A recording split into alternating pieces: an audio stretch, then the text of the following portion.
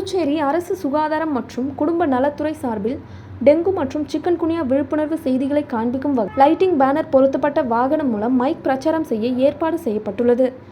இந்த விழிப்புணர்வு வாகனம் புதுச்சேரியில் உள்ள அனைத்து ஆரம்ப சுகாதார நிலையம், சமுதாய நலவழி மையங்கள் மற்றும் நகர சுகாதார மையங்கள் உள்ள கிராமங்களில் விழிப்புணர்வு ஏற்படுத்த ஏற்பாடு செய்யப்பட்டுள்ளது.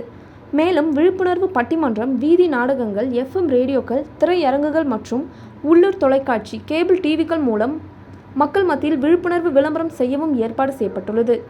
புதுச்சேரியில் உள்ள சுகாதார இயக்குநரக வளாகத்தில் காலை 9:15 மணிக்கு டெங்கு மற்றும் சிக்கன்குனியா விழிப்புணர்வு செய்திகளை காண்பிக்கும் வகையில் லைட்டிங் பேனர் பொருத்தப்பட்ட மைக் பிரச்சார வாகனத்தை சுகாதாரம் மற்றும் குடும்ப நலத்துறை இயக்குனர் டாக்டர் செவ்வேல் அவர்கள் கொடியசைத்து துவக்கி வைத்தார். தேசிய சுகாதார இயக்க இயக்குனர் டாக்டர் கோவிந்தராஜ் அவர்கள் முன்னிலை வகித்தார்.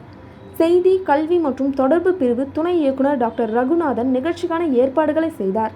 இந்நிகழ்வின் போது தடுப்பூசி பிரிவு துணை இயக்குனர் டாக்டர் உமாசங்கர், யானைக்கால் நோய் தடுப்பு மற்றும் மலேரியா தடுப்பு பிரிவு உதவி இயக்குனர் டாக்டர் முருகன் மற்றும் இதர திட்ட அலுவலர்கள் உடனிருந்தனர்.